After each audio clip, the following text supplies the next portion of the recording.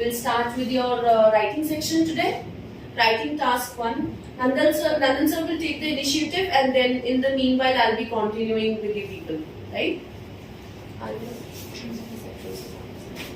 Basically task 1 में क्या होता है, अपने आते हैं map, bar graph, line graph, chart, pie chart, diagram और मैप। आज अपन करेंगे सबसे पहले मैप। मैप में होता क्या है? बेसिकली मैप्स में क्या होता है, मैप्स में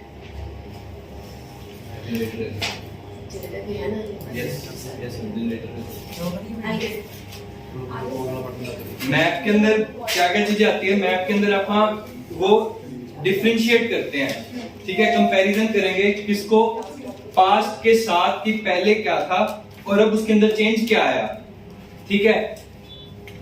3 चीजें पोजीशन में वो करते हैं। टाइम जो फ्रेम होता है उनका 3 में होता है, या तो होगा पास्ट के साथ पास्ट को करेंगे, जैसे कि 2010 में बिल्डिंग या फिर कोई टाउन या फिर कोई विलेज 2010 में कैसे था और उसके रीबिल्डिंग के बाद कैसे हो गया, ठीक है। मैम सारे चलते हैं ना, तो इन्वर्टर पे नहीं होगा जनरेट कराने।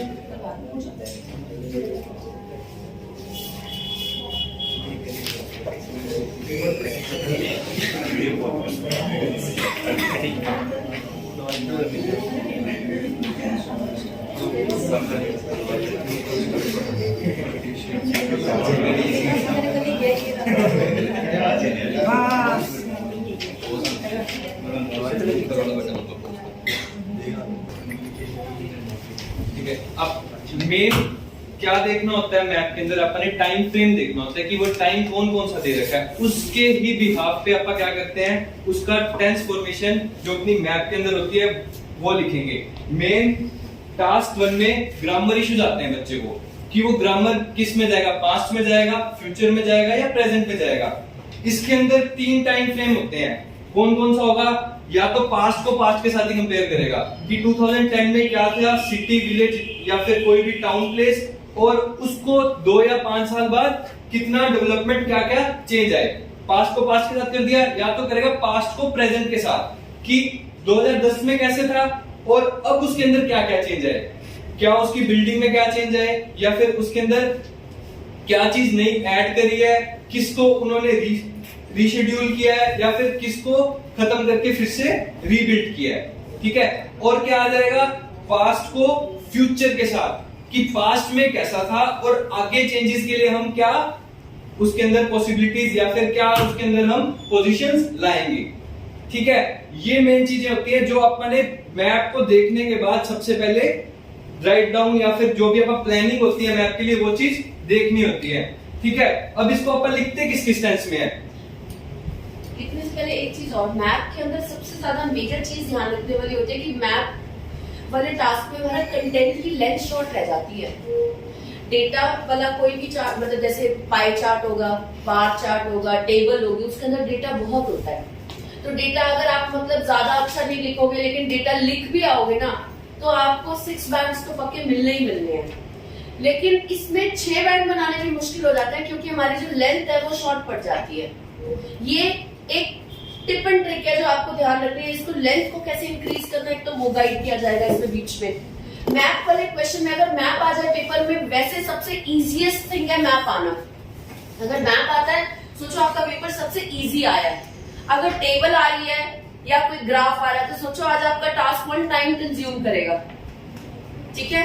और पाई चार्ट आ रहा है तो भी टाइम कंजम्पशन रहेगी। लेकिन अगर मैप आ रहा है ना, आपका टाइम बहुत कंज्यूम कम होगा, लेकिन आप जिस चीज में लैग करोगे वो होगा सिर्फ और सिर्फ आपकी लेंथ। यहाँ पे कंटेंट कम पड़ जाता है और 150 वर्ड से अगर आपकी लेंथ नीचे जा रही है राइटिंग टास्क में, अंडर लेंथ के मार्क्स हटते हैं। There are chances that you will not score a 6 band. ये मेजर चीज ध्यान रखना। अब कंटेंट को कैसे इंक्रीज किया जाएगा, इसमें कंटेंट इतना है नहीं तो मैम इतना कितना उसमें ऐड कर देंगे। अपनी तरफ से कुछ ऐड कर नहीं सकते टास्क 1 में। जो डेटा दिया उसी को ही लिखना है, अपनी तरफ से आप कुछ भी नहीं ऐड करोगे एक्स्ट्रा, ठीक है। तो as we will continue to discuss, right, wherever I'll in the sample somewhere I'll keep telling you how to add length, okay. So one thing that you need to take, easiest task 1 but tricky because of length issues, clear? ठीक है। और सबसे पहले task 1 में क्या करते हैं, आप रिफ्रेश करते हैं किसको, अपने इंट्रोडक्शन को, ठीक है। रिफ्रेजल बिल्कुल सिंपल जानी चाहिए। अब बच्चे बोलते हैं कि मैप की जगह आप क्या वर्ड यूज कर सकते हैं। मैप एक तरीके से प्लान होता है, ठीक है। प्लान हर उस मैप में नहीं जाएगा, ठीक है। सिटी का प्लान हो सकता है, वो एक मैप ही है। अगर आपका क्या मॉडल टाउन का क्या है, मैप है। अपन प्लान किसको कह सकते हैं, जैसे कि स्पोर्ट्स सेंटर का प्लान हो गया, अपन उसकी जगह प्लानिंग, क्या प्लान में क्या चेंज है, ये प्लान है उसके अंदर क्या चेंज आ रहा है। स्पोर्ट्स सेंटर हो गया, या फिर बिल्डिंग होगी, या फिर जो पर्टिकुलर एरिया जो अपन मतलब उसको प्लान के थ्रू कर सकते हैं, जिसका मतलब कहते हैं नक्शा बन सकता है, कंस्ट्रक्शन एरिया हो गया, ठीक है। उनको अपन मैप की जगह वहां पे प्लान भी यूज कर सकते हैं। और मेन क्या होता है, सिंपल इसको रिस्ट्रक्चर करके लिखना होता है, पैराफ्रेजिंग, ठीक है। कोई ज्यादा वर्डिंग का मत यूज करो अगर नहीं आ रही तो। जैसे सर ने मैप और प्लान के बीच में फर्क बताया आपको, ठीक है। प्लान वाले क्वेश्चन में भी आपके पास कंटेंट ज्यादा होगा, क्योंकि पहले कुछ और दिया हुआ था। मान लो इस रूम की जगह इस इनक्रेडिबल बिल्डिंग का स्ट्रक्चर दे दिया कि 2014 में इसका स्ट्रक्चर ऐसे था, 2023 में इसका स्ट्रक्चर ऐसे है, या फिर 2027 में इसका स्ट्रक्चर ऐसे होगा। एक तो टेंस का ये ध्यान रखना है कि प्रेजेंट में आगे वो पूछ रहा है या फ्यूचर का। पास्ट का तो दिया ही होगा, 1। सेकेंड थिंग इज, प्लान के अंदर हमेशा आपके पास बताने को बहुत कुछ होगा कि पहले यहाँ पे लेफ्ट हैंड साइड पे प्लान में रिसेप्शन एरिया था, या कुछ भी मान लो सपोज यहाँ रिसेप्शन है, यहाँ पे लॉबी है, जो भी चीज यहाँ दी होगी उसकी जगह क्या चेंज आया। अगले यहाँ उसने क्या कर दिया, पहले यहाँ रिसेप्शन थी, आगे उसने क्या कर दिया, चेंजिंग रूम। तो आपके पास हमेशा एक और ऑप्शन होगा भी कुछ ना कुछ चेंज हुआ है या नहीं हुआ। नहीं हुआ तो उसके बारे में भी आप लिखोगे कि there is no change in that area, whereas your slight part of that area has been converted into changing room and the rest part has been kept as it is in reception area. मतलब आपके पास content comparison में रहेगा ही रहेगा। But whereas when we talking about the map, जब हम map की बात करते हैं, प्लान की नहीं, मैप की। मैप में भी हो सकता है कि पहले मैप में ये था और अब ये है। कंपैरिजन हो सकता है, हो भी सकता है और नहीं भी, बट कंपैरिजन ज्यादा नहीं होगा, ये याद रखना। तो जब आपके पास टास्क 1 आपके सामने आएगा पेपर में, तो सबसे पहले आप ऑब्जर्व करो कि आज मुझे कंपैरिजन वाला मैप आ गया, फिर तो ठीक है, मैं टाइम मेरा मतलब बैलेंस बना लूंगी, लेकिन मुझे थोड़ा जल्दी करना पड़ेगा, ठीक है। मतलब लिखने को मटेरियल ज्यादा होगा, सोचने वाला काम कम होगा। लेकिन अगर चेंजेस ज्यादा नहीं है, कंपैरिजन ज्यादा नहीं है, आपने उसको पेपर को सामने आते ही आपने चेक करना है कि कंपैरिजन ज्यादा नहीं है, इसका मतलब मेरा दिमाग मुझे ज्यादा लगाना पड़ेगा लेंथ को इंक्रीज करने के लिए कि मेरी 150 वर्डिंग जो है 150 वर्ड्स की वो पूरी हो। तो आपका पेपर आपके सामने आते ही आपको अंदाजा लग जाना चाहिए कि आज मेरे को कितना टाइम देना पड़ सकता है। अगर आपने वो स्मार्ट वर्क कर लिया तो आपका टास्क कभी भी लेट नहीं होगा। अक्सर बच्चे कहते हैं मैम टास्क 1 पे इतना टाइम लग गया था कि टास्क 2 के लिए मेरे पास सिर्फ 35 मिनट बचे थे, 40 में से 35 ही बचे। बच्चे बोलते हैं, कई बार कहते हैं हम 30 मिनट ही रह गए थे। तो ऑन दैट नोट आप अगर पेपर को समझ के करोगे ना, सिर्फ ये नहीं कि जो भी टास्क आ गया उसको अटेम्प्ट कर लिया, अभी तक आप क्लास में भी ऐसे करते हो। अब आप उसकी बारीकी समझो कि कंपैरिजन ज्यादा किए हुए हैं तो मेरे पास चांस है कि मेरे को लेंथ खुद नहीं बनानी पड़ेगी, लेंथ तो बन जाएगी, बस मुझे यह कि मैं इसको टाइमली फिनिश करने की कोशिश करूं क्योंकि डेटा तो है। अब जिसमें कंपैरिजन नहीं है मतलब डेटा मेरे पास है नहीं, I don't have data, I have to use my mind, तो मेरा टाइम एक्स्ट्रा लगेगा। मैं जितनी भी जल्दी कर दूं मेरा टाइम एक्स्ट्रा लगेगा। सो आपको वही स्मार्ट वर्क करना है कि आज तो पेपर टफ आया, विदाउट कंपैरिजन वाला मैप आया, मुझे अब अपना एक्स्ट्रा टाइम उस पर लगाना पड़ेगा। Let me be active. और मैं टाइम को नोट करती रहूं कि मेरे 20 मिनट से ऊपर ना जाए, क्योंकि 20 के कब 40 होंगे पता लगे, क्योंकि कंटेंट खुद जनरेट करना है। एंड लवली कंसिडरेंट खासतौर आप, क्योंकि आपके राइटिंग टास्क टाइम पे कंप्लीट नहीं हो पाता बेटा, ठीक है। तो ये मेरे पास जो फीडबैक रहता है आपका सारा हम ऑब्जर्व करते रहते हैं, हर एक बच्चे का फीडबैक मेरे पास रहता है, बेटे किसकी परफॉर्मेंस क्या है, उस अकॉर्डिंग आपको जो बेटा खास ध्यान रखना पड़ेगा, ठीक है, राइट। और ये प्रोसेस क्या होता है प्लानिंग का, कितनी बार कहा है कि टास्क 1 और टास्क 2 प्लानिंग के साथ करने होते हैं। अगर आप प्लानिंग करके करोगे, सारा मैम ने बताया कि क्या कंपैरिजन है कि नहीं है, सारा कंपैरिजन आप सारा पहले ही कर लेंगे। और उस टाइम पीरियड में क्या करना है, मैं किसको किसके साथ कंपैरिजन करूंगा, वो लॉजिकल कंपैरिजन होना चाहिए। अब जैसे कि इसके अंदर यहाँ पे रिसेप्शन एरिया यहाँ पे है और यहाँ पे रेस्टोरेंट था, अब रेस्टोरेंट की जगह इसने रिसेप्शन एरिया कर दिया, इंटरचेंज हो गया। ठीक है, अब आप इन तीनों चीजों को इकट्ठे ले सकते हैं ना, एक साथ लिख सकते हैं ना। और रिसेप्शन रेस्टोरेंट को आप कह सकते हैं कैफे आ सकता है, पहले कैफे नहीं था। इन तीनों चीजों को आप एक सेंटेंस में बनाएंगे रादर देन किसी और चीज को उस सेंटेंस के अंदर मिक्सअप करने की बजाय। बच्चे करते हैं, बच्चे किसी और क्या करेंगे, स्विमिंग पूल के साथ मिक्सअप कर देंगे कि उसके पीछे स्विमिंग पूल भी आ गया। मिक्सअप कर रहे हो अपने लाइन में, कंपैरिजन की कोशिश कर रहे हो। चलो स्विमिंग पूल दूर हो गया तो आप देखने लगे होगे बच्चे की, है ना। अगर आप उसके अलावा देखें रिसेप्शन के साथ, अब यहाँ पे क्या आ गया, this is disable changing room, ठीक है। डिसेबल्ड लोगों के लिए चेंजिंग रूम है ये, राइट। तो इमीडिएटली आप क्या कर रहे हो, रिसेप्शन वाली बात के साथ आप कह रहे हो कि अगले प्लान में डिसेबल चेंजिंग रूम रिसेप्शन के साथ इन्वॉल्व हो गया, जबकि एक्चुअल में देखा जाए रिसेप्शन किसके साथ, रिसेप्शन कहाँ मूव हुई है, पहले ये देखो रेस्टोरेंट एरिया पे। रेस्टोरेंट एरिया डिवाइड किया गया है दो में, कैफे एंड रिसेप्शन। तो पहले उसकी बात करो, ठीक है, ना कि एक और न्यू आइटम की, क्योंकि वो एरिया आपका कंपेरेबल है। ये एरिया कंपेरेबल नहीं है, चेंजिंग रूम डिसेबल कंपेरेबल होगा भी तो कैसे होगा, एरिया वाइज। अगर आप ऐसी चीजों को नोट करोगे, हाईलाइट करोगे स्पेशल, इसकी मार्क्स मिलते हैं, खास ध्यान रखना। ये तो सबको पता लग जाएगा रिसेप्शन कहाँ लिखा हुआ है, कैफे कहाँ लिखा हुआ है, स्विमिंग पूल कहाँ लिखा हुआ है, सब देख लेते हैं। लेकिन आप एरिया का फर्क देखो, ये और ये। अब इतना एरिया कम से कम उसने और एक्स्ट्रा लिया है, राइट। अगर आप इस चीज को हाईलाइट करोगे, the reception area in the past, ठीक है, जो रिसेप्शन एरिया था, the reception area which was in the actual in the past was converted into changing rooms for disabled people as well as for normal people। हम लिख नहीं सकते, why? यहाँ पे लिखा है नॉर्मल पीपल, हम अपनी तरफ से कोई भी वर्डिंग ऐड नहीं करेंगे। अगर आपने टास्क 1 में एक भी वर्ड अपनी तरफ से एक्स्ट्रा ऐड कर दिया, आप 5.5 की रेंज में आ सकते हो। ये गलती कभी नहीं करने की। यहाँ पे disabled people and normal people, हमने तो एक दो ही तरह के लोग होते हैं, या नॉर्मल होते हैं, डिसेबल्ड होते हैं। लेकिन डिसेबल्ड की बात कही हुई है, नॉर्मल की बात नहीं कही हुई, एक्सपेक्टेड है खुद ही, पर आप अपने आप को मेंशन नहीं करोगे कि नॉर्मल पीपल। 1, अब आप क्या करोगे, this older reception area was converted into changing rooms area which was which also included changing rooms for disabled people, right?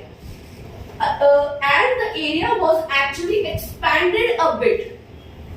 Actually, the area was expanded a bit. अब expansion जब आप बताओगे ना area की, वो हर कोई नहीं नोट करता। जो वो बताएगा, यानी आपने एक्स्ट्रा पॉइंट बताया जो हर किसी ने इजीली मैप पे नहीं देखा, वो आपको 7 या 7 बैंड की प्लस ले जाएगा, ठीक है, राइट। तो छोटी छोटी बारीकियां समझना, जैसे सर ने कहा कि कंपैरिजन हमारा उस चीज से होना चाहिए जिसके साथ हमारी इंटरचेंजिंग हो रही है। फर्स्ट, पहली कोशिश वो करो। अगर आपने इसको अगर रिलेट करना भी है तो उसमें कुछ एक्स्ट्रा फैक्टर दिखाओ, जैसे कि मैंने नोट किया एरिया, कुछ ना कुछ एक्स्ट्रा हो जिसमें वो आपको मार्क्स देके, अच्छा इस बच्चे ने ये भी चीज नोट की है। अगर ये नोट कर सकता है तो इसका मतलब उसका माइंड इंटेलिजेंट है। इंटेलिजेंट बच्चा है, 7 बैंड का बच्चा तो है, एक मेरा माइंडसेट बन जाएगा, 7 बैंड का तो बच्चा है। आज वाले टास्क में 7 बैंड की आ गई ना इमेज, उसने मार्क्स दे दिए। अगले में आपकी इमेज 7 की बने, 6 की बने, उसने कौन सा आपको दोबारा पेपर चेक करना है? वो उस दिन की परफॉर्मेंस जो है वो मैटर करती है। तो उस दिन आपने खास ध्यान रखना है कि अगर आप कोई एक्सेप्शनल चीज ढूंढ सकते हो जो सिर्फ राइटिंग टास्क 1 में की जा सकती है, टास्क 2 के अंदर अपनी एक्सेप्शन शो करना बहुत मुश्किल है, ठीक है। टास्क 2 के अंदर एक्सेप्शन शो कैसे की जाती है वो भी बताऊंगी इन टास्क 2 क्लास, ठीक है। उसमें हम आइडियाज के साथ प्ले करते हैं, बट अभी नहीं, ठीक है। उसमें हम वही पैटर्न रखेंगे सर जो एक 8th क्लास का बच्चा हो, वो वाला वो एग्जांपल रखेंगे। बट एज ऑफ नाउ इसमें अगर आपको अपनी यूनिक आइडेंटिटी दिखानी है, या तो आप दिखा सकते हो अपने कनेक्टर्स लैंग्वेज के बेस पे, कनेक्टर्स के बेस पे, या फिर आप कह सकते हो कि एक्टिव या पैसिव आप लैंग्वेज यूज करके यहाँ पे अपनी अलग पहचान दिखा सकते हो कि हम इंटेलिजेंट बच्चे हैं।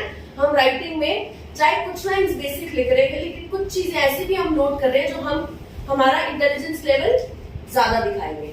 ठीक है, तो एक हमने एरिया ऑफ एक्सपेंशन दिखाया, इसमें कुछ अलग जो हर एक बच्चे ने फटाफट ना देखा हो मैप में। कुछ गिनती के 5 बच्चों ने नोट किया हो कि एरिया एक्सपैंड हुआ है, वो पॉइंट। और दूसरा लैंग्वेज का रोल रहेगा कि कुछ पैसिव में लिख दो। ठीक है, the area was converted into, the area got converted into, this area was rebuilt. जैसे कि देयर आर डिफरेंट वेज, वो इसमें सारे हम मेंशन भी हुआ है। ये वाला, जैसे कि ये सिंपल सेंटेंस है ये वाला, इसका देखो, the reception area was made smaller, और उसके बाद क्या कह रहा है, by 2015 the reception area had been made smaller. अब उसने परफेक्ट टेंस विद पैसिव कर दिया उसने। ठीक है, मतलब उसने, अब एक है was is simple, now this is had been। अब has, have, had के साथ been की भी यूजेज अगर आप दिखा रहे हो तो यानी इसको ग्रामर को अच्छे से यूज करना आता है। इस बच्चे को मिलेंगे 6 बैंड, 6.5 लास्ट। इस बच्चे को मिलेंगे 7 या 7.5, 7 रेंज की प्लस। क्यों? इसने had, have, has की यूजेज को भी इन्वॉल्व किया, उसके साथ साथ been भी अटैच कर दिया। मतलब उसकी ग्रामर पे कमांड अच्छी है। अगर आपकी ग्रामर पे, आपकी लैंग्वेज पे कमांड अच्छी है, 1।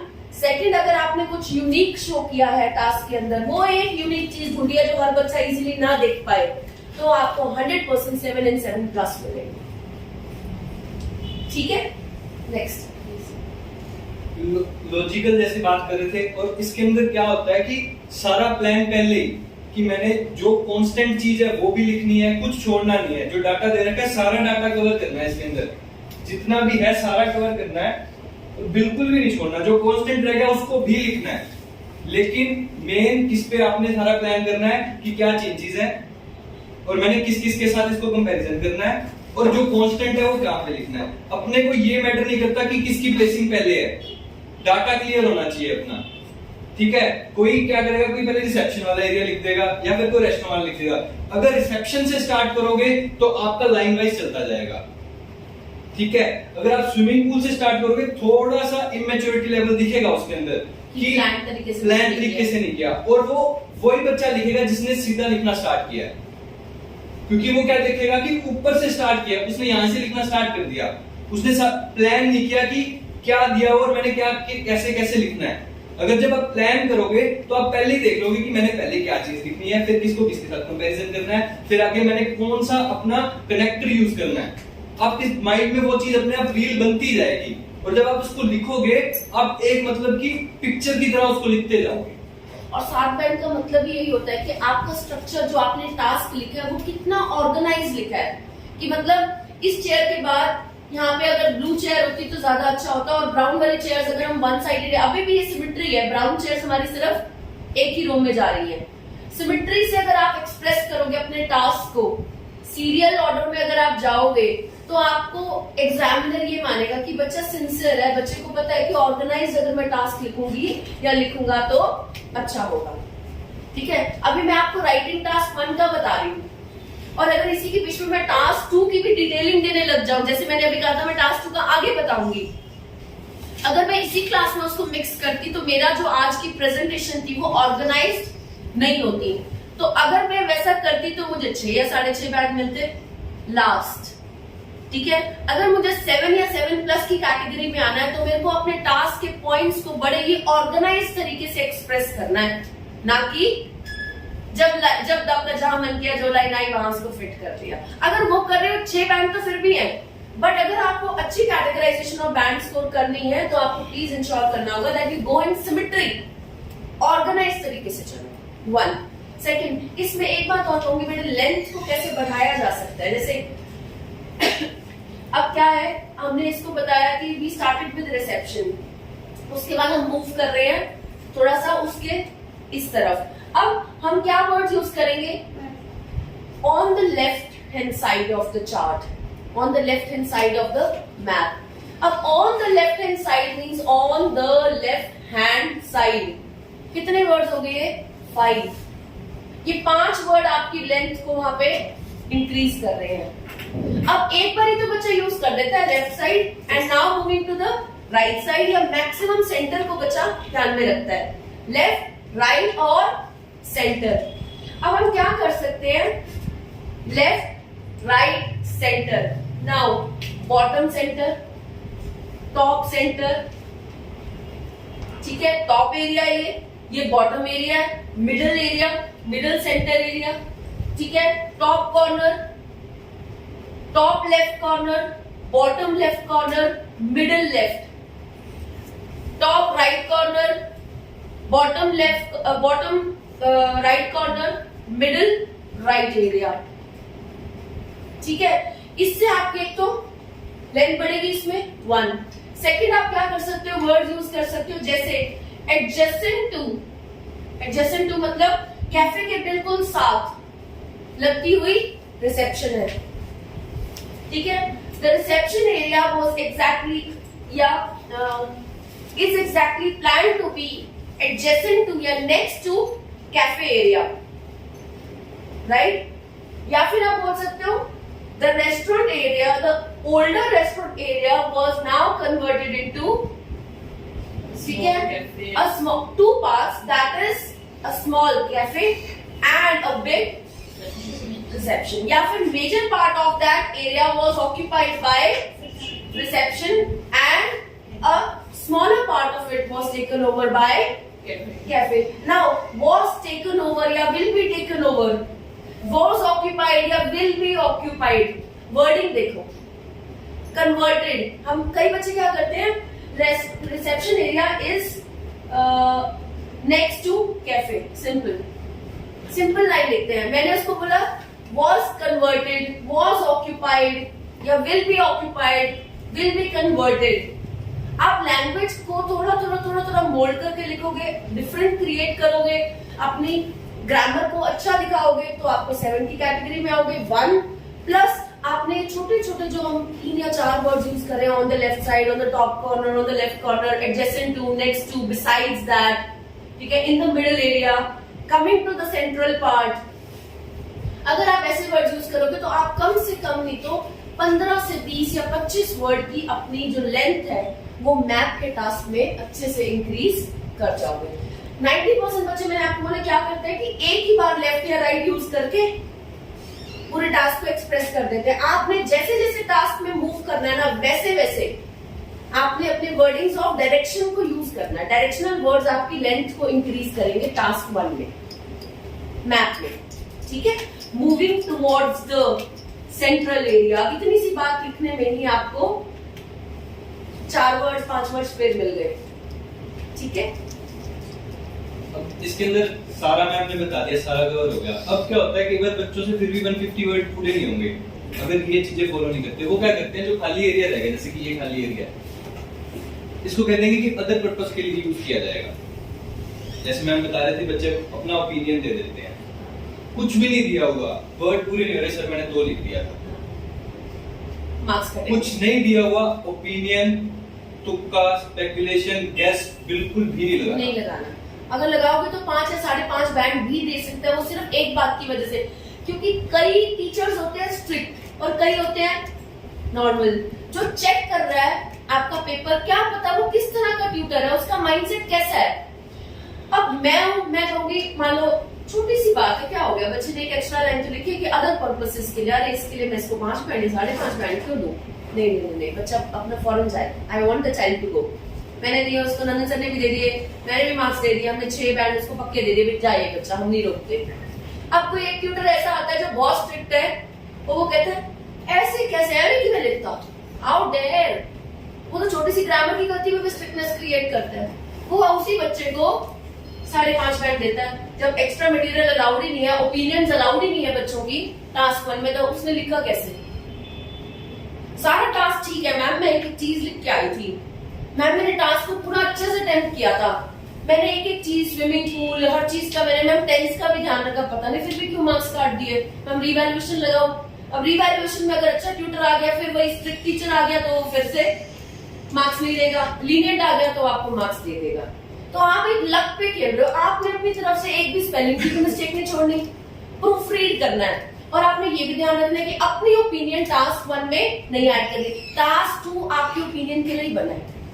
टास्क 2 में जितनी मर्जी ओपिनियन बताना, टास्क 1 में ओपिनियन नहीं देनी। खाली एरिया बचा, लेंथ पूरी नहीं हो रही थी, 2 लाइन पूरी करनी थी मैम, मैंने वर्ड्स पूरे करने थे। As sir said we are not going to say anything की अदर पर्पसेस। आप कहोगे the central area, the left over area या the central area was kept vacant, बस वैकेंट।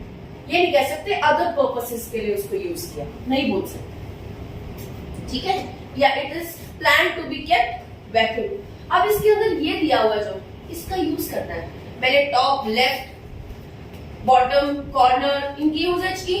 अब इसमें अगर आपने ईस्ट, वेस्ट, नॉर्थ, साउथ को यूज ना किया ना तो भी आप एक 6 बैंड मैक्सिमम वाले हो। क्यों? जब हमने डायरेक्शन दी थी बच्चे को, स्पेशली दी थी उस चार्ट पे, तो उसने उसको वहां पे यूज क्यों नहीं किया? वो कहते हैं जितना मैंने डेटा दिया ना वो सारा डेटा यूज करो, वो सारा डेटा यूज करो, मिस मत करो उसमें से कुछ भी। कंपेयर करके उसको कम बता दो चाहे, पर मिस नहीं करना। क्लियर? ठीक है। अगर आप इनकी भी यूजेज करोगे, north towards the north left corner, towards the north south corner, north right corner, towards the north towards the south left corner, towards the south right corner, इस तरीके से नॉर्थ वेस्ट भी बोल सकते हो आप, सॉरी वेस्ट ईस्ट भी बोल सकते हो, towards the east, towards the west. अगर कॉर्नर में है तो उसको आप नॉर्थ और साउथ के कॉर्नर से इंडिकेट करो। अगर कॉर्नर नहीं है, साइड्स है, अब ये साइड्स है, कॉर्नर में कुछ नहीं है, यहाँ कुछ नहीं है, कॉर्नर में यहाँ भी नहीं है, और यहाँ भी नहीं है, और यहाँ भी नहीं है। अगर कॉर्नर्स में कुछ हो तो उसको जरूर मेंशन करो। North right corner, north left corner, south left corner, south right corner. अगर कॉर्नर नहीं है, ये साइड्स है, ये सेंट्रल एरिया टुवर्ड्स द ये वेस्ट, वो टुवर्ड्स द ईस्ट। ठीक है, तो आपकी डायरेक्शन जरूर यूज करनी है। अगर आप नहीं करोगे तो मैक्सिमम 6 बैंड। ठीक है, clear? Okay. All in all proof reading में जैसे मैम ने कहा स्पेलिंग चेक करनी है, ग्राफ चेक करना है, और एक मेन चीज चेक क्या करनी है कि ग्राफ दिया हुआ है सामने, ग्राफ को साइड में रख के 1 मिनट लगता है प्रूफ रीड करने में। ये देखो कि मेरा 70-80% अगर मैं उससे मैप या फिर कोई भी अपना टास्क मैं बनाऊं सारा कवर कर रहा है। क्या होता है कि मेन उनको क्या, जब वो चेक करते हैं ना, वो मैप तो कभी उठाते ही नहीं है। एक बच्चे का चेक किया, उसका देख लिया कि ये मैप है और उसने ऐसे लिखा हुआ है, उसके बाद टीचर चेक करता जाता है, वो उसके माइंड में पता लग गया कि मैप ऐसा था। वो 1 या 2 बार पिक्चर देखता है, उसके बाद वो क्या देखेगा कि जैसा था और उसके साथ 70-80% जा रहा है, उसी अकॉर्डिंग वो आपको नंबर देगा कि कितना टास्क अचीवमेंट करी है, कितना गिवन डाटा उसने लिखा है। टास्क अचीवमेंट जितनी होगी उतना ही बैंड स्कोर अच्छा होगा। अब इसमें एक चीज अभी भी कुछ ऐसी है जो मैं चाह रही हूँ सब बच्चे नोट करें। कोई किसी में कोई ऐसा मतलब बेसिक चीज हो, चेंजिंग रूम वगैरह के अलावा अगर हम देखें प्लेसमेंट के अलावा, एक चीज ऐसी है जो अभी भी मतलब मैं चाहती हूँ कि कोई अनकॉमन चीज है आप नोट करो। कोई anybody would like to tell me? को मर्ज कर दिया स्पोर्ट्स को। इसके अलावा ये कोई प्लेसमेंट है, entrance, this is what I am looking for. आप नोट करना, ये डोर्स का साइन है। अब ये डोर्स का साइन है या क्या है, हर कोई इसको अलग समझेगा। What should be taken as नंदन? इसको तो ये तो डोर्स का entrance, yes ma'am, right? Main entrance ही चेंज होगी। हम इसको डोर्स नहीं बोलेंगे बट हम इसको बोलेंगे entrance. This is what I was looking for. आप नोट करना, यहाँ चेंजिंग रूम से ये सोना में कन्वर्ट हुआ और इसका साइज क्या हो गया? Half. The size has been converted to half of what it was original, half of what it was original. Language note करना मैं क्या यूज कर रही हूँ बेटा, लैंग्वेज मैंने अपने टीचर से सीखा छोटे होते। अब मैं पूरी कोशिश कर रही हूँ कि यहाँ पे हम स्टाफ मेंबर्स मिलके जब आपको पढ़ा रहे हैं तो लैंग्वेज को सामने लाए, ताकि आप इंग्लिश में एक चीज को सिंपल तरीके से भी बोला जा सकता है, एक तरीके एक उसको मैनिपुलेट करके उसको और अच्छा भी बोला जा सकता है। तो आप लैंग्वेज नोट करना। Now the changing rooms were actually या आर एक्चुअली प्लाइवुड टेंस। आप देख लेना पहले ईयर कौन सा है, पास है, दोनों पास में है। was actually planned to be converted into was converted into sona, but keeping in mind the size of that was converted into half. The size of that was converted into half, and the earlier changing rooms had 2 entrances. Had 2 entrances, whereas in which, अब इसमें और भी add कर सकते हो, one of the entrances was connected to that of the swimming pool and the other was connected to the, there was a common entrance है ना, and the other was connected for the central vacant area, whereas 2 entrances have still been maintained. 2 entrances have still been maintained, but the size have been made compact. पहले मैंने बोला half the size, अब मैंने बोला size have been made compact. उसका reason है जितना आप एक लैंग्वेज को दोबारा यूज नहीं करोगे, मतलब रिपीटिशन ऑफ लैंग्वेज जितनी कम होगी उतना और 7 प्लस आपको मार्क्स मिलेंगे. बहुत सारे बच्चे 6 का ही टारगेट रख रहे हैं, 6 ही आ जाए. बहुत सारे बच्चे हैं जो मतलब चाहते हैं कि हम 7 प्लस आए, लेकिन आपको अगर गाइडेंस दे रही हूँ मैं, आप उसको गाइडेंस खाली सिर्फ मार्क्स नहीं लाएगी, आप उसको जब ट्राई करोगे, प्रैक्टिस करोगे तब मार्क्स आएंगे. ठीक है, लेकिन अगर आपका लेवल अभी 6.5 तक का ही बनता है, अगर आपको लगता है कि मैम हमें मतलब 7 बैंड पे जाने पे कम से कम 3-4 महीने और लगेंगे, अगर आप रेडी हो वो 3-4 महीने देने के लिए तो टाइम देना, अदरवाइज 6 या 6.5 भी कम नहीं होते. ठीक है, आपका क्राइटेरिया पूरा होता है, क्योंकि 7-7.5 के चक्कर में मैं ये नहीं चाहती कि बच्चे का कैलिबर होना और बच्चा 1 महीने के टाइम में उसको पूरा करने की कोशिश करे कि मैं भी 7 की कोशिश करूं, लेकिन वो 6 से भी जाएगा फिर, क्योंकि गलतियां होंगी, फिर उसको 6 बैंड स्कोर करना भी टफ होगा, क्योंकि inaccuracies will bring your score down. तो अपने अपने पोटेंशियल के हिसाब से अपने ट्यूटर से डिस्कशन करके जो आपका लेवल अभी इस समय है उसी पे फोकस रखो. अगर आपने लेवल अप करना है, 7 प्लस वाला चाहिए, अगर आपका पोटेंशियल है तो आप उसके लिए टाइम भी डिवोट करो उतना. ठीक है, राइट.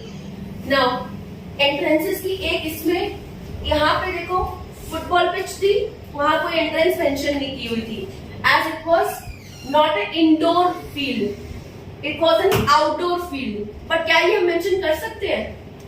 फुटबॉल पिच आउटडोर थी, इस करके उसका कोई एंट्रेंस नहीं था, हम नहीं मेंशन करेंगे. Again as I said, no opinion of your own.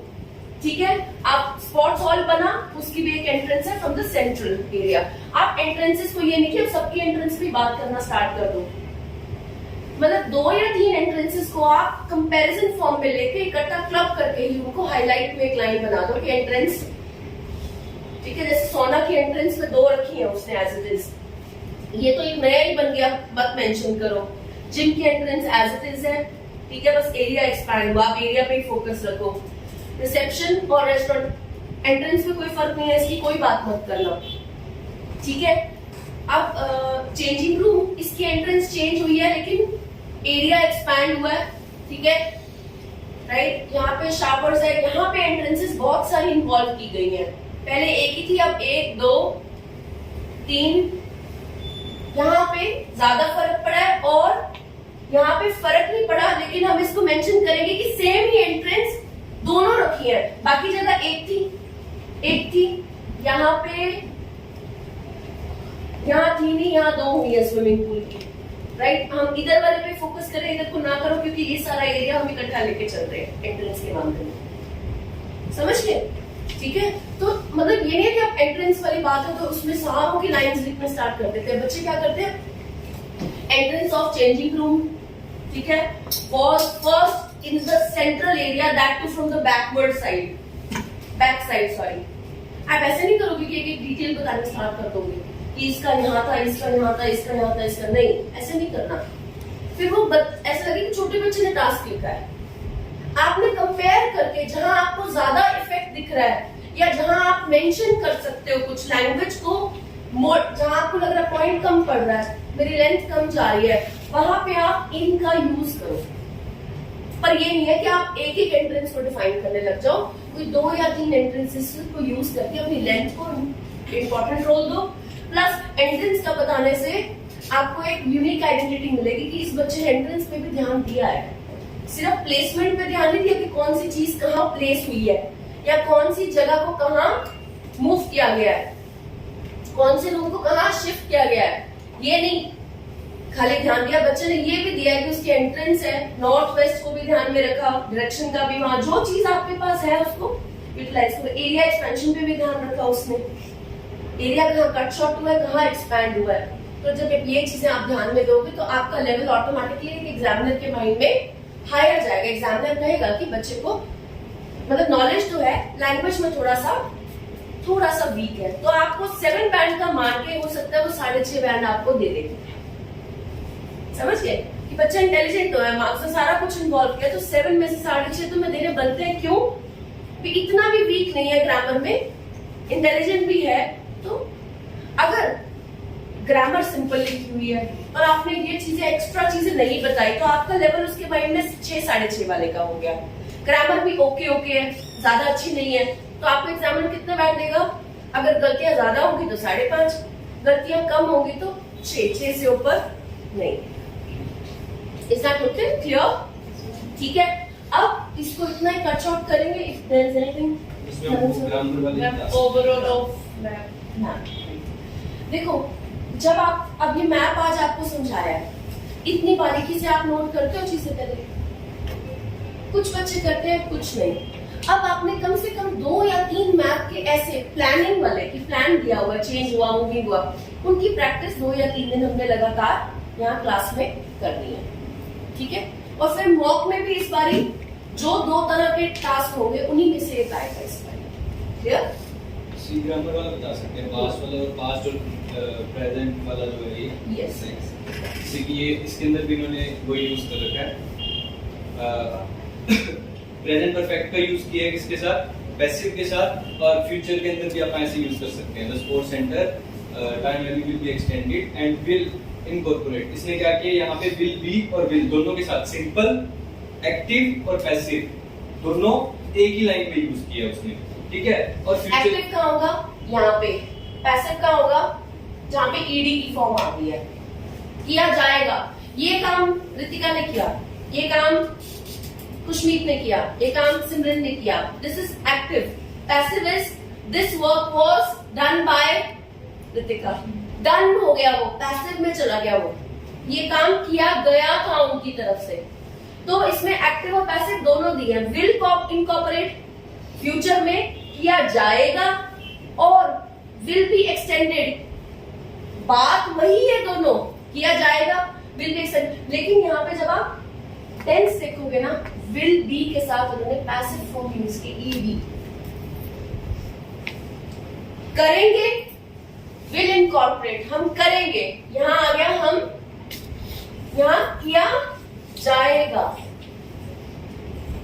Sports centre town Avenue में किया जाएगा, एक्सटेंडेड मतलब बढ़ाया जाएगा। और यहाँ पे कहा विल इनकॉर्पोरेट यानी उसको इंक्लूड करेंगे, स्पोर्ट्स सेंटर को इंक्लूड करेंगे और किया जाएगा। एक्टिव और पैसिव दोनों यूज किए हैं।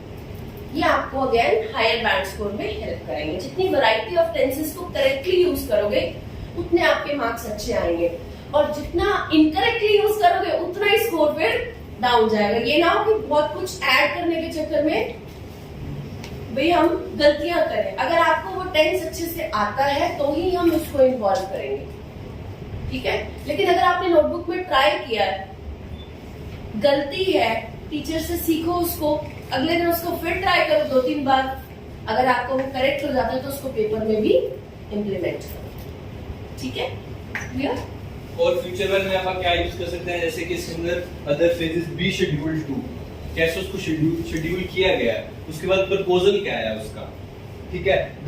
There are plan and proposal to, the plan and proposal is to, इसके अंदर फ्यूचर के अंदर वो इज का यूज कर रहा है, प्रेजेंट फॉर्म यूज कर रहा है, और फ्यूचर की बात कर रहा है क्योंकि उसने प्रपोजल दिया है। प्रपोजल तो आगे है पर दिया अभी है कि ऐसा होगा, पर दिया अभी है वो proposal. The plan is to या प्रपोजल इज टू, एक लाइन में प्लान वर्ड यूज कर, एक में प्रपोजल ऐड कर लो, ठीक है, ठीक है। एंड इज टू पैसिव में it is proposed that dash will be present with future, दोनों टेंस का यूज कर रहा है एक ही सेंटेंस में, ठीक है। अब जब फ्यूचर का जब आप लिख रहे हैं उसके अंदर एक चीज का ध्यान करना है, जब आप आफ्टर या फिर व्हेन का यूज कर रहे हैं तो उसके साथ कैसे कर सकते हैं। जैसे इसमें the plan shows how the building will look after it is redesign. After it is कैसे दिखेगी, फ्यूचर का भी यूज कर रहा है और प्रेजेंट का भी यूज कर रहा है। एक चीज और, जैसे अभी से बोला द प्लान्स शो, फिर अगली लाइन में अगर हम फिर लिखेंगे द प्लान शो, या अगर मैंने एक सेंटेंस स्टार्ट किया इट इज प्रपोज दैट, और मैं दूसरी लाइन को भी it is propose that the swimming pool will be on the right side. अब अगली लाइन में स्टार्ट कर रही हूँ, स्विमिंग पूल की नहीं है, वो है मान लो रिसेप्शन की।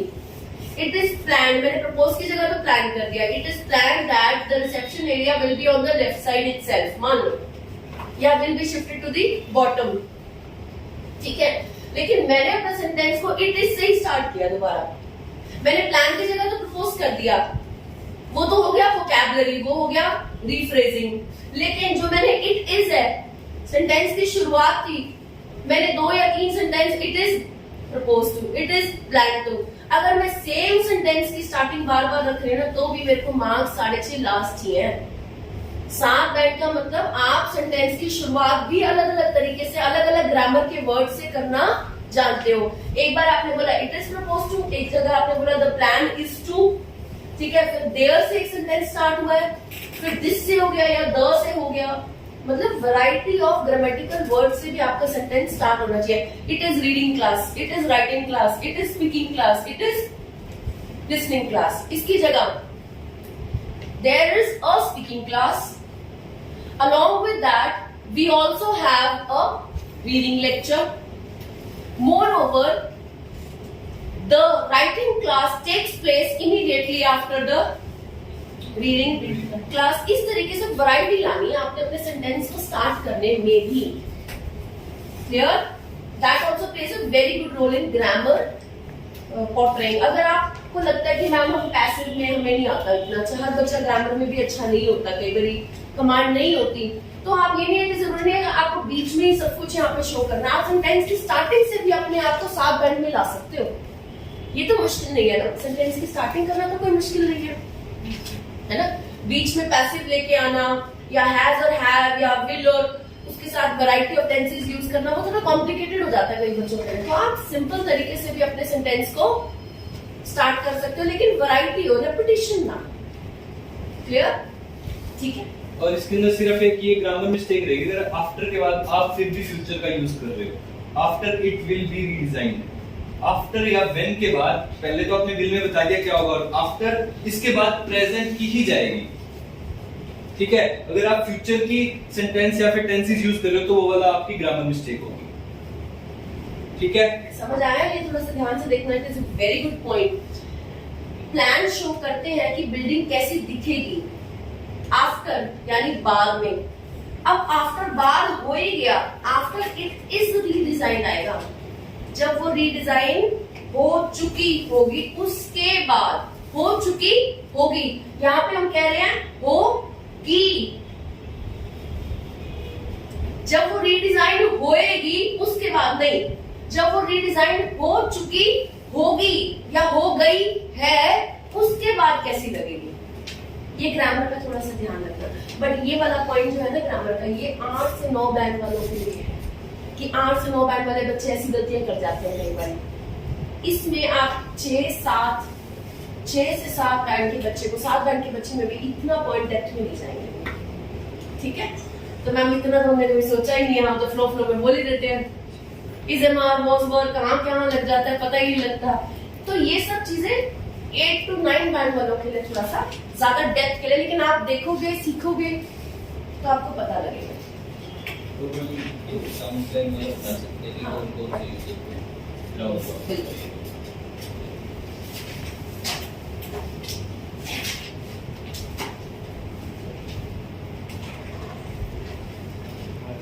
See, this is a very nice chart. It's the last of the session of today.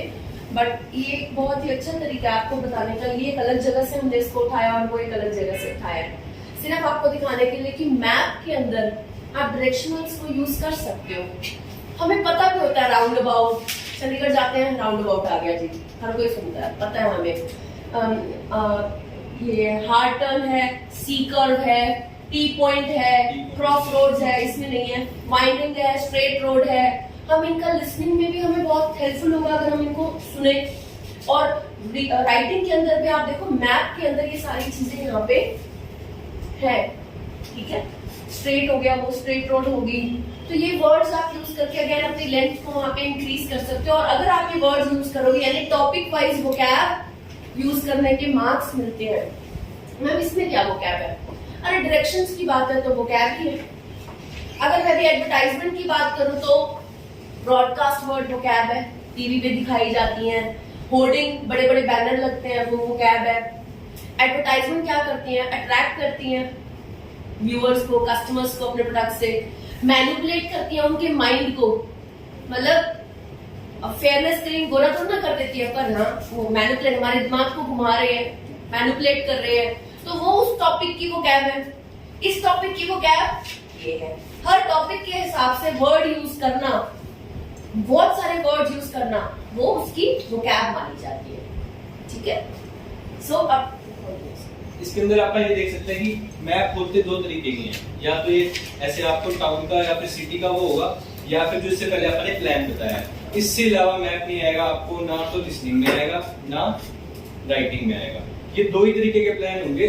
उसमें तो सारा सीख लिया, सब कुछ सेम, कंपैरिजन सब कुछ सेम। मेन क्या होता है, सिर्फ इन डायरेक्शंस का चेंज होता है कि रोड्स को कैसे उन्होंने डिवाइड किया हुआ है और कैसे सिटी के एरिया को कैसे डिवाइड किया हुआ है। सिर्फ ज्यादातर डिफरेंस यही आएगा अगर आप देखोगे दो मैप के अंदर, ठीक है। सब कुछ वर्डिंग का जो आप राइटिंग में यूज करोगे, आप लिसनिंग के साथ हेल्प ले सकते हो कि वो कैसे डिफाइन कर रहे हैं, besides, after that, beyond, in word का यूज करते हैं। इन दोनों मैप्स में आप ये यूज कर सकते हो, ठीक है। मेन प्लानिंग यही होती है, इससे ज्यादा कोई आपको नहीं दिखेगी। क्लियर है? इसमें जैसे आप राउंड अबाउट से इनको रिलेट करो एक बार स्ट्रेट लाइंस को, टी पॉइंट नहीं है, हम इसमें मतलब उस मैप में रिलेट करके एक बार थोड़ा साइड में रखते हैं। जैसे कि इसके अंदर दो मैप दे रखे हैं ना, इसके अंदर फ्यूचर और पास्ट का दे रखा है, इसके अंदर इंडस्ट्रियल एरिया का नाउ और ये फ्यूचर का बता रखा है, ठीक है। अब इसके अंदर आप कैसे कैसे इनको डिवाइड कर सकते हैं। ये वाला एरिया तो सारा वेकेंट मतलब खाली था, अब उसके बाद क्या है, इसके अंदर चेंजेस आए हैं। राउंड अबाउट पहले था लेकिन उसके अंदर सिर्फ दो ही वेज जा रहे थे, अब इसके अंदर इन्होंने क्या कर दिया, 4 एग्जिट होगी, ठीक है। सबसे पहले राउंड अबाउट के साथ सिर्फ कितनी एग्जिट थी, 2, अब क्या 4 एग्जिट बना दी और एक और राउंड अबाउट ऐड कर दिया उन्होंने, ठीक है। राउंड अबाउट के साथ एक एग्जिट वर्ड का यूज होगा और इसके बाद इसके साथ टी पॉइंट आ गया, और इसको आप क्या कह सकते हैं कि इसको क्रॉस करके, ठीक है, आफ्टर क्रॉसिंग दी, ये रिवर है, ठीक है। Don't get affected, that's her work for our records, let her do the work, right? थोड़ा क्लियर नहीं है इसके अंदर ये हाउसिंग इसका इशू आ रहा है ना कि ज़ूमिंग में, जब तक इसको लेंस की क्लैरिटी करेंगे। दिस इज हाउसिंग बेटा, इसमें टी पॉइंट यहाँ नहीं मेंशन, क्योंकि मैंने जैसे आपको बताया था ये पिक अलग जगह से उठाई हुई है। I got this post somewhere on Instagram, so I shared it with sir. मैंने कहा आज की क्लास में हम इसको इन्वॉल्व कर देना, and that was already in our records, ठीक है। इसमें टी पॉइंट है, सी कर्व होता है कई बारी, right. So you can involve all those factors, clear, ठीक है। टी पॉइंट कहाँ है इसमें? If I ask you, who will be telling T point Karam? It's only here. ये T point है? No, ma'am, ये नहीं होगा because it is a close end. It is a close end. उसके आगे रास्ता नहीं है. There is a building that closes it. यहाँ पे T point क्यों है? क्योंकि चाहे रास्ता इतना ही है, but है तो सही, ठीक है। अगर ये यहाँ से ये भी T ही है, ये T point चाहे पीछे जा रहा है, which is leading to close ends later on. This T point, this is also T point. ये रिवर है। then अगर ये रास्ता हो तो T point है। तो 2 T point भी हो सकते हैं, एक T point आगे है, एक T point पीछे है। But since this is a river, so we will not consider it. But if it is a road, we will consider it as a T point. Roundabouts 2 हैं या 1?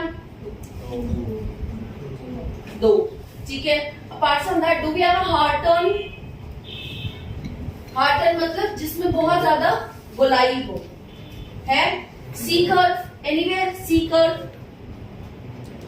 Curve भी इसमें कहीं है, सी कर्व भी hard turn की तरह ही होता है, this is also a C curve, ठीक है।